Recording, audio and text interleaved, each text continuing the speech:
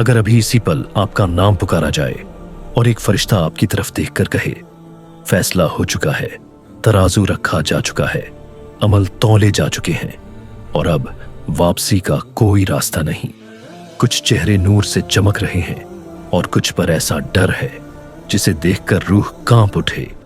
आज मैं जो बताने जा रहा हूं वो कोई कहानी नहीं, एक ऐसी हकीकत है जिसे सोचकर दिल दहल जाता है। यह उस जगह की कहानी है जहां इंसाफ होता है, जहां रहम नहीं सिर्फ अंजाम है। उस जगह का नाम है जहन्नुम। कयामत का दिन है, मैदान हश्र में करोड़ों लोग जमा हैं। कोई अपने गुनाह छुपाने की कोशिश कर रहा है, कोई रहमत की उम्मीद में आसमान की तरफ देख रहा है। तभी फरिश्ते कुछ लोगों को पकड़ लेते हैं।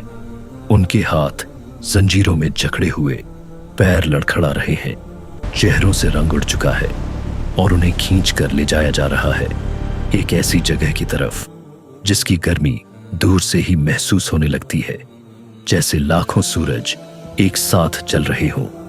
जैसे ही गुनाहगार करीब पहुंचते हैं, उन्हें सबसे पहले आग नहीं, जहन्नुम की दहाड़ सुनाई देती है।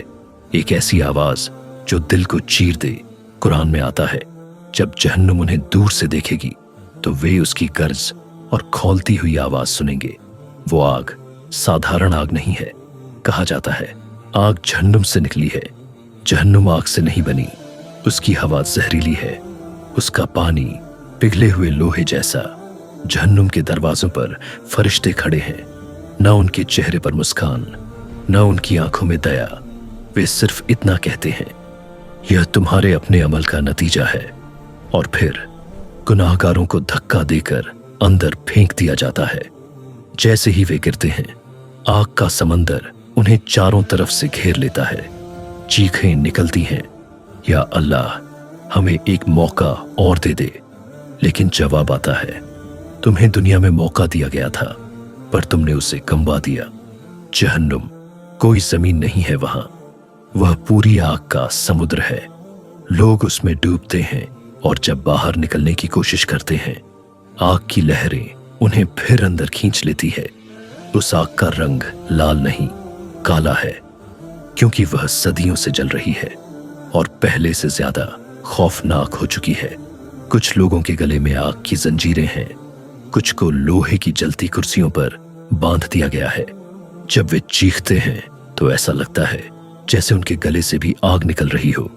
भूख उन्हें तड़पाती है। वे फरिश्तों से कहते हैं, हमें कुछ खाने को दे दो। उन्हें दिया जाता है एक पेड़ का फल, जक्कूम, जिसके फल शैतानों के सिर जैसे होते हैं। जैसे ही वे उसे खाते हैं, आग उनके मुंह से उतरकर पेट तक पहुंच जाती है। फिर वे पानी मांगते हैं। उन्हें दिया जाता है खौलता हुआ पानी, जो पेट तक पहुंचते ही उसे चीर कर निकल जाता है।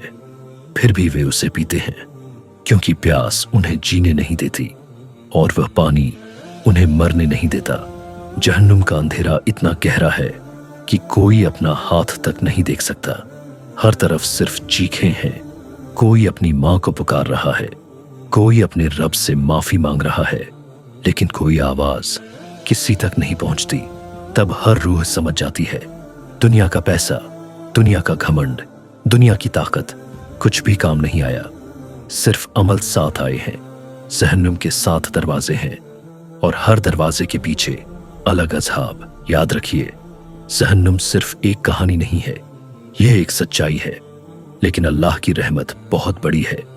जो आज सच्चे दिल से तौबा कर ले, अपने अमल सुधार ले, उसके लिए माफी के दरवाजे अभी भी खुले हैं।